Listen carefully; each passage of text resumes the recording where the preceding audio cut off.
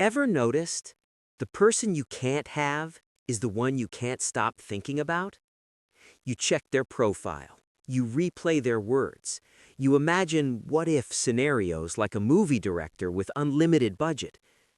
But the moment someone actually likes you back, suddenly your brain goes, not that interesting. Why does this happen? Are we just emotionally broken?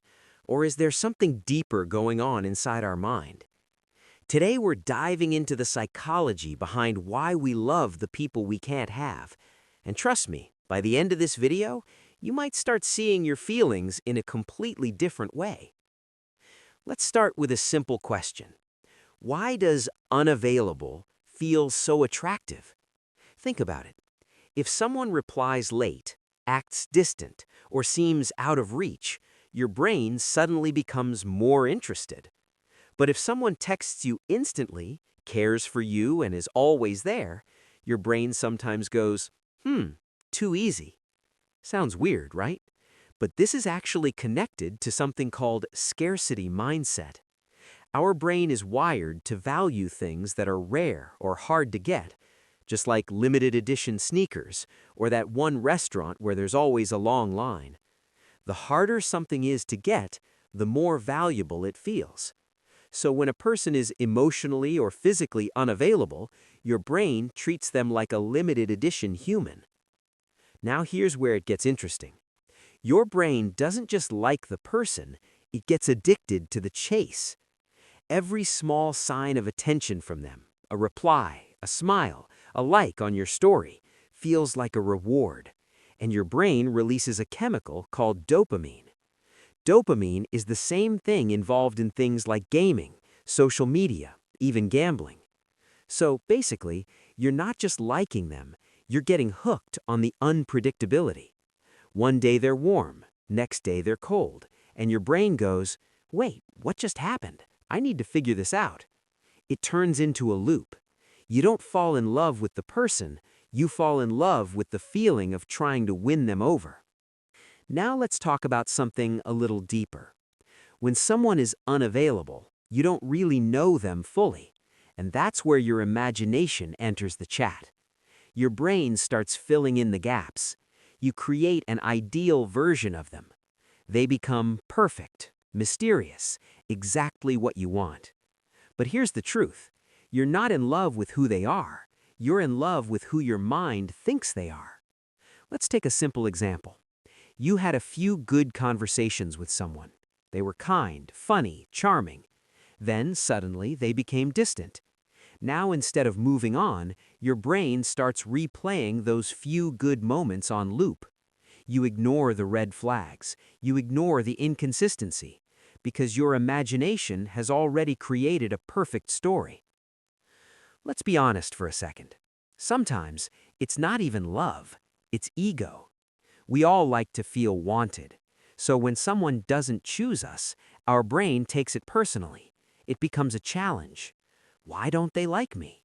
What's missing in me? I'll prove that I'm worth it. And suddenly, it's no longer about them. It's about winning their approval.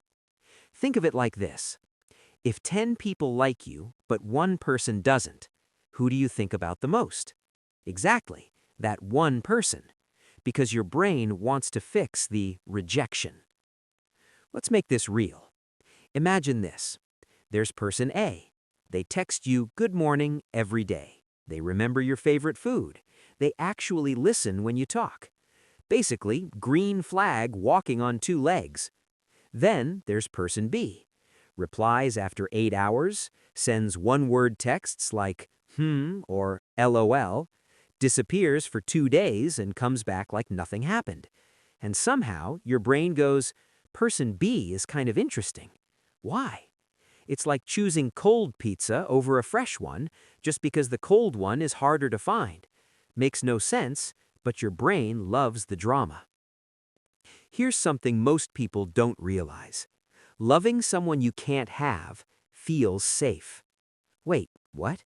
Yes, because if they're unavailable, you never have to face real vulnerability. You don't have to open up completely, risk being hurt in a real relationship, deal with conflicts or responsibilities. It's like loving from a distance. No real commitment, no real risk, just emotions and imagination. Your heart stays busy, but never truly exposed. Sometimes this pattern goes deeper.